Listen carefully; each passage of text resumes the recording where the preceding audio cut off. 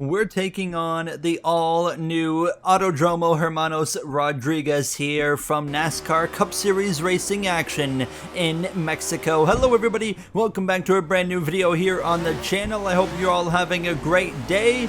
We are racing as the track house number 88 of Shane Van Gisbergen here as we try to go from about mid-pack to the front before this 12-lap race is over. NASCAR Cup Series for the first time this weekend will race in Mexico, and it's going to be an exciting weekend of racing, I think, here.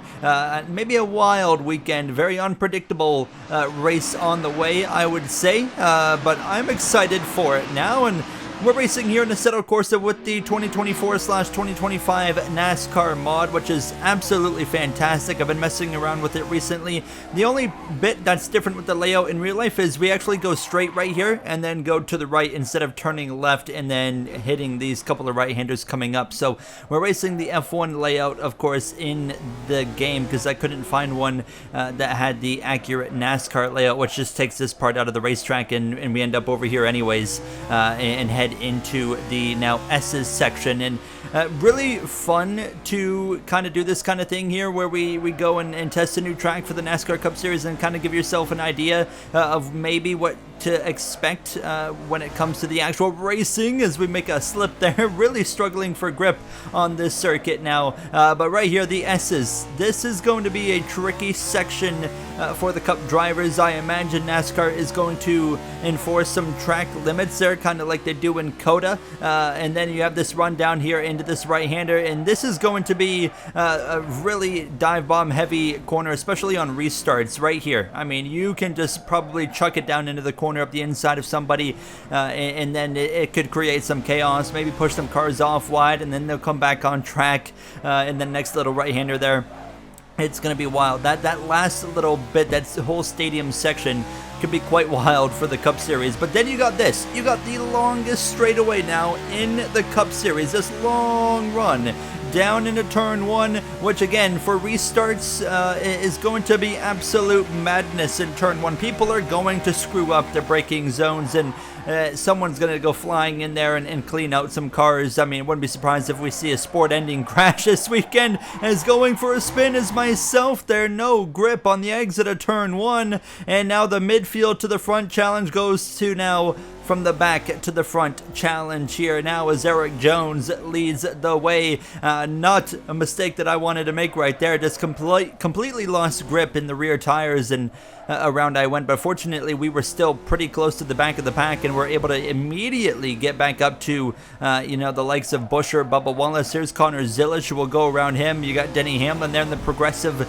number 11 Toyota Camry there for Joe Gibbs Racing that we're working on making a pass against here as well. So at least we're still kind of up here in the mix and have a good opportunity to go forward. But Eric Jones is putting on a stellar pace. Look at the track map there in the bottom left. He is long gone compared to the rest of the field, and I don't know what it was, but his timings, I mean, his lap times were like 3 seconds a lap to 4 seconds a lap quicker than second place. So not quite sure what is going on there because grip is really low around this track, and it felt like Eric Jones' AI had all the grip in the racetrack, and that was kind of I felt like where the difference was being made here. So nonetheless, we continue now. There's Kamui Kobayashi there for the 2311 number 50 as we'll go to the right side. He kind of covers it off, but not enough. Now we'll dive it up the inside as we go into the Heineken 0.0 signage right there going off the racetrack. I'm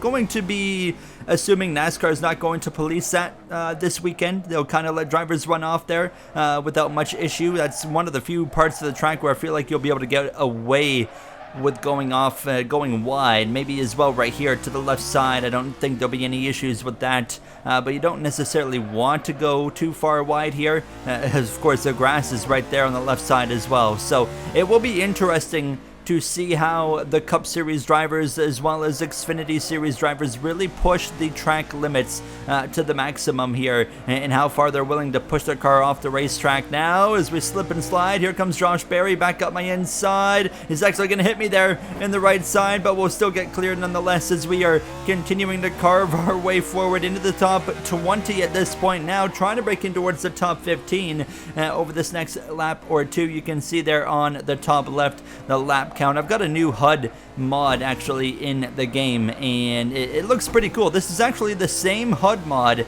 that was used on the fake NASCAR 25 Twitter account that tried to fool everybody into thinking it was the actual game trailer slash gameplay, I should say. Obviously not the case. It was Assetto Corsa with this HUD mod right here that was being used for that. Now as we pass AJ Allmendinger, who I'm sure could be a competitor for the front running this weekend. Now I really feel like this is going to be such a wild card race here as we continue to go forward. Look how wide the 14 right there of Chase Briscoe goes as he's alongside Christopher Bell, who I think is potentially one of the favorites to fight for the win this weekend here from Mexico. So going to be exciting to see what happens. Of course, Bell won the first road course race of the year in real life now, as we're right there on the back of the 14 as we continue to struggle to get up to speed now. I mean, grip is just not existent in the car. As you can see, I'm just slipping and sliding into the back even of the 14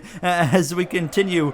See me on the wheel on the left side, just absolutely working on it now as we're sitting in that all new Next Level Racing GT Racer 2.0 sim rig that my new sponsor, Next Level Racing themselves, have sent me. And if you are in the US, if you use my referral code down below and the code GOIN25, you get a 5% discount on all Next Level Racing products as we continue to move our way forward, passing Justin Haley, Austin Hill in the 33, now to the back of Todd Gilliland. SVG Gilliland have actually had a little bit of beef in the Cup Series here now, so not afraid to lay the front bumper there to the back of the 34 as we continue to work our way forward. We're just about into the top 10 now as we're in the last half of this race. I love getting up to speed. This straightaway is so long though on the front straightaway that my gearing wasn't correct for it, so my car was topping out about 3/4 of the way down, and I had to just kind of hang on for the last little bit of the straightaway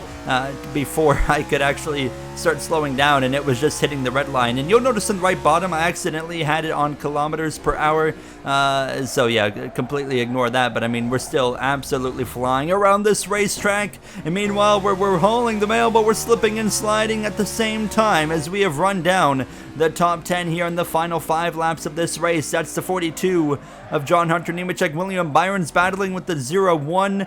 Corey LaJoy, of course, the Stacking Pennies podcast host here, as we're right to the back of the Dollar Tree 42 for Legacy Motor Club. What a turnaround that team has had over the last month or so with not only John Hunter Nemechek but Eric Jones as well. It really seems like things are starting to click there after we all kind of memed on that team all year long, last year as well. It seems like things are starting to turn around for that team now, as I would love to see them get to victory lane at some point, specifically with Eric Jones. But we're right on the back of the 42 of John Hunter, looking for an opportunity which could be right here now to cross him over, and there we go, up the inside. This will put us into the top 10. We actually slide across his nose, not necessarily what I wanted to do. I'm sure real life scenario he would not have been happy and he would have laid the bumper right back to us there. But fortunately, we're in a Assetto Corsa in a video game where we're going to get away with that one now, as we're within the final few laps of racing now when we have closed in on the 24. I mean, we have got a very real chance to still get up to P2 here, which was a bit surprising. Eric Jones, however, is long gone. We will definitely not get to him. He is on cruise control for these final about 4 laps or so, as we get right to the back of this Exalta Chevrolet of William Byron, peeking out to the right side. Now we'll have the preferred lane here into the double right-handers that are on the way, and we'll easily get through on the 24. And now right to the back of LaJoy. Thought about sticking the nose into it. Now we will. He leaves the door open. A little bit of a bump there to the back of the 0-1. We should clear him with ease right here. Yes, we will. LaJoy has nothing now as we continue to climb well through this top 10 running order. How about Riley Herbst for 2311 stepping up here, running inside this top 10 just behind his 2311 teammate of Tyler Reddick.